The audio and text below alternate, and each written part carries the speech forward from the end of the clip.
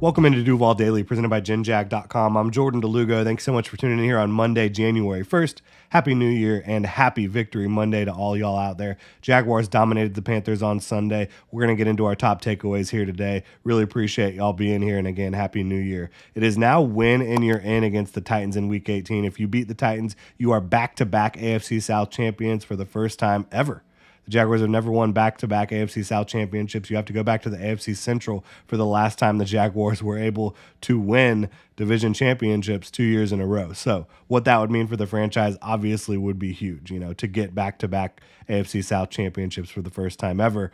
So you beat the Titans. You are in as the AFC South champion. You will host a playoff game in the wild card round. A loss, and you need Pittsburgh to lose to a Ravens team that has already clinched the 1 seed, and the Broncos to lose to the Raiders. So if you lose that football game, you're not going to win the AFC South, and you're going to need some help from around the league. So as the late great Al Davis would say, just win, baby. Now, the Jaguars, they get back on track after having lost 4 straight games. They beat the Carolina Panthers 26-0.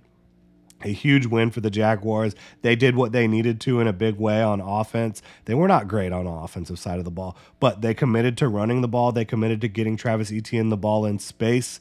The offensive line was not perfect by any stretch, but I thought that they had some signs of improvement, especially in the run game. They picked up field goals in bunches. They moved the ball fairly well at times. When you get Etienne the ball that much in a single game, you're going to have some good results, right? He's eventually going to bust off some big plays for you. And he was running his hardest, against the Carolina Panthers. He was breaking tackles. He was making people miss. He was breaking angles. I mean, he looked fantastic for a lot of that game. 118 total yards and 2 touchdowns for Travis Etienne. Again, it wasn't the most efficient offensive day, right? But they committed to running the football. They committed to taking field goals and not turning the football over. When you do those things with your backup quarterback, C.J. Beathard, you're going to be in a position, especially with the defense playing the way they played, to potentially win games, especially against a team like the Carolina Panthers, who has the worst record in football. Kudos to C.J. Beathard for managing the game. He took a shot when he needed to and was able to pick up a big chunk of yardage down the field to Jamal Agnew, obviously. And again, taking what was there, handing the football off, not turning the football over. C.J. Beathard did what he needed to do yesterday, and the Jaguars' defense dominated the game. 6 sacks, 8 tackles for loss, 4 passes defended. Antonio Johnson interception late to finish things off. This was a defense that came to play in a big way against the Carolina Panthers, and the Panthers, they scored 30 points the week before. This is an offense that had played better, in recent weeks than what you saw. And again, against the Packers, they had a huge game.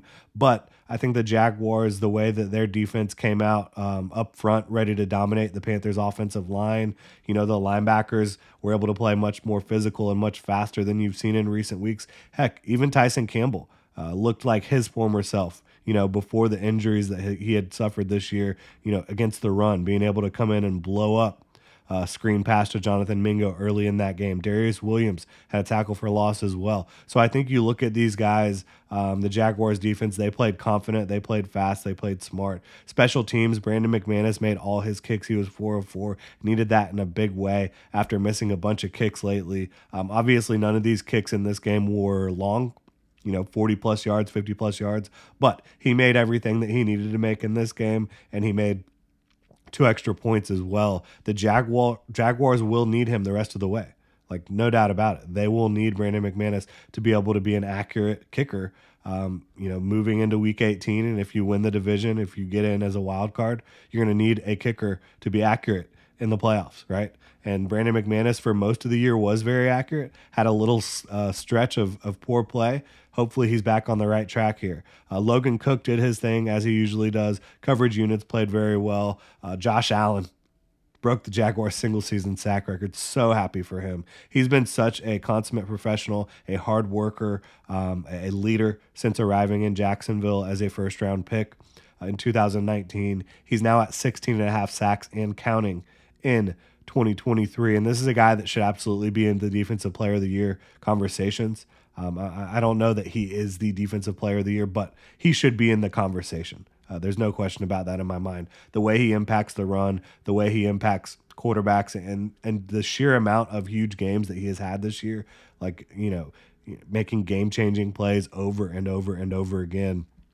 Josh Allen's been fantastic. Evan Ingram, he broke the 100 catch mark as a tight end. Not many tight ends have done that throughout NFL history. So awesome for him. And that's a guy that, as I mentioned, Josh Allen being a consummate professional and a leader. Evan Ingram has been the same thing since arriving in Jacksonville last year. There was so much vitriol and negativity surrounding him in New York, but it just goes to show you that even super talented, hardworking players like Evan Ingram, they need to have a good environment around them. And he has that in Jacksonville. And I'm just really happy for how things are turning out for him, getting paid this offseason, playing really well for this Jaguars football team. Big picture, where is this Jaguars team?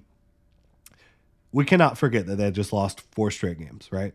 But they did handle business against the Carolina Panthers, which some teams have not been able to do that much lately, right? I think the Jaguars are a playoff team. I think that they will beat Tennessee in Tennessee.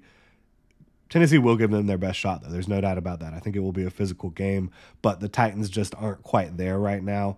I think that they've dealt with some injuries of their own that is going to hamper them and slow them down. And I think the Jaguars will be able to win that football game, assuming we'll see what the quarterback situation is, but assuming they're able to call a game plan that suits their quarterback situation and obviously not lose the turnover battle in a big way, I think the Jaguars will win that football game. Now, once you get into the playoffs, obviously if you beat the Titans, you are the AFC South champion and you have a home game in the wild card round. Could you win that game? Yeah, I think it's definitely possible. Could you go on a magical run? I mean, who knows? But to me, the Jaguars still just don't look like they're in the same league as teams like the Ravens, some of the other clubs at the top of the AFC. I think you did see that if the Jaguars were able to not beat themselves against the Ravens just a few weeks ago, that would have been a close ball game. But still, I just don't know that you can look at what the Jaguars have done over the last couple months and say that they're in the same class as some of the teams at the top of the AFC. But you never know. You get into the dance, you start playing better football, maybe you get a little bit healthier. As we all know, Cam Robinson returned yesterday. He did get ejected and blew some kisses to the fans. It was pretty awesome scene there for Cam Robinson, having a big moment with the fans. But as we all know, the Jaguars are 7-1 when he plays. And I think that there's some correlation more than causation, right? The Jaguars, when you look at the games that they have won when Cam Robinson has been available, he hasn't been playing against most of the really good teams that they've played against. So I don't think it's just that Cam Robinson is this good luck charm for the Jaguars or a catalyst for winning, but I do think he helps the Jaguars in a big way. I think he brings physicality to the offensive line. I think he's their best pass protecting left tackle right now, and I think that he is a leader out there. So I definitely think he helps. I'm not trying to say that, but at the same time, I don't think that Cam Robinson makes the Jaguars a team that just can't lose, right? They're 7-1 with him, though. We'll see how it plays out the rest of the way. He is healthy moving forward. I think you want to get Trevor Lawrence back, but obviously C.J. Beathard, kudos to him for playing a really quality game, managing that game for the Jaguars yesterday. So again, win and you are in against the Tennessee Titans. I think that the Jaguars, they've said that they had their best week of preparation this week. Do it one more time. One more time. One more fantastic week of preparation for the Jags, and you will have a home playoff game for the second straight year. You will be AFC South champions for the second straight year for the first time ever. Go get it done. Really appreciate y'all tuning in. If you enjoyed the content, please like, subscribe, hit that notification bell. You can also check out genjag.com/shop, pick up some new Duval gear.